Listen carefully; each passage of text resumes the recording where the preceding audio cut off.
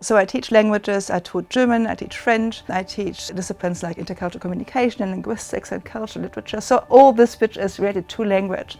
And I think these are hugely important discipline in our society today. I want to create a learning community which supports learners to motivate themselves. I do that by creating tasks that are meaningful to the learners. So they're learning the language to actually talk and not to learn a grammar point. I was very interested in how students engage with language outside the classroom in their own time. So I asked students to keep a journal, to talk about their informal practices and bring that then to a discussion in the classroom. Did you understand this? There might be cultural references or political reference, and we talk about that in class. It does two things.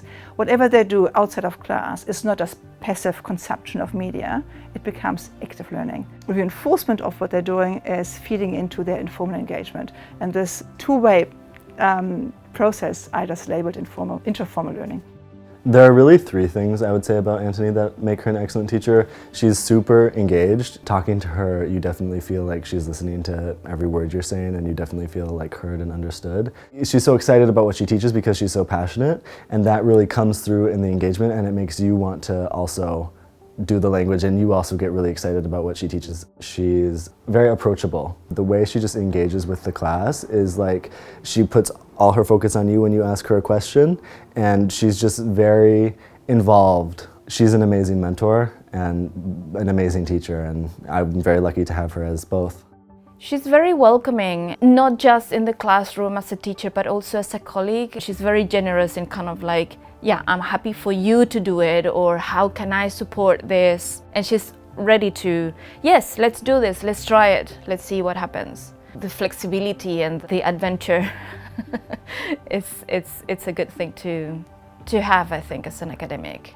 I've been using technology since I started my career at Otago in 1995 with the internet, because that to me was the gate to the world. Now with generative AI now, it's available in, I'd say, almost all the languages you can speak. And you can use it at a level of accuracy which is astounding. So it is an amazing resource for multilingualism. There are, of course, huge political and ethical issues that come to it. One issue is, and especially for language education, that it might be multilingual but is monocultural. So the output might reflect an aspect which doesn't actually gel with the cultural context that you're working on. Knowing that the output can be wrong, we have to teach students to verify the output, the critical thinking. And to that extent, AI has become yet another tool in their repertoire. It's enabling to go further in the language education. Language education has changed a lot in the last 30 years. We really make language applied. Students get to use their language and they travel the world because they learn languages.